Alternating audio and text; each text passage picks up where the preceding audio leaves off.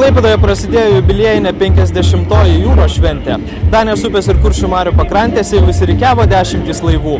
Iš viso uostamiestyje laukiama atplaukiant maždaug 100 burlaivių.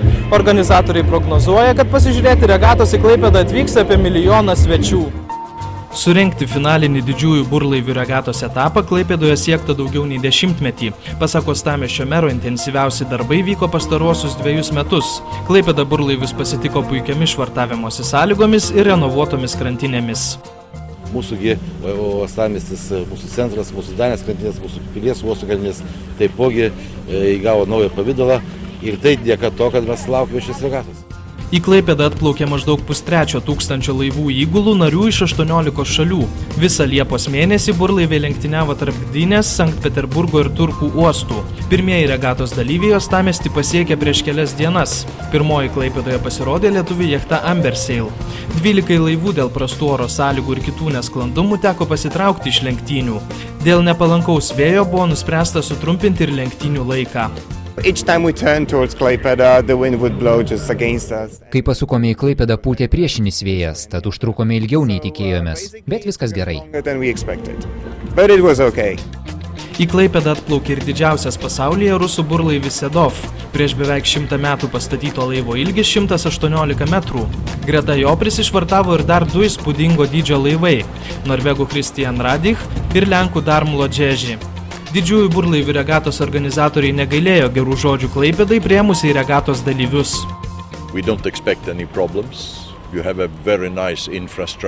Kol kas nekyla jokių problemų. Turite puikiai išvystytą infrastruktūrą. Viskas vietoje. Nesitikime jokių problemų. Apžiūrėti atplaukiančių laivų į Klaipėdos miesto centrą nuo pat ankstyvo ryto pradėjo plūsti minios žmonių. Dar daugiau svečių uostamiestyje laukiama atvykstant šeštadienį.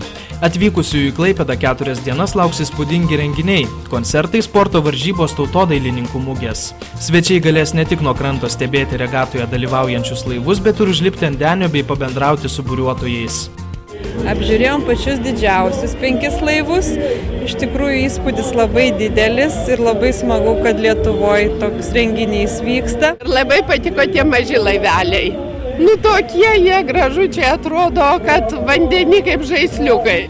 Šeštadienį startuos didysis burlaivių regatoje dalyvavusių įgulų paradas. Jūrininkai iš įvairių šalių su savo valstybių nacionalinėmis vėliavomis centrinė uostamiesčio gatve žygiuos į teatro aikštę, kur įvyks regatos nugalėtojų apdovanojimo ceremonija.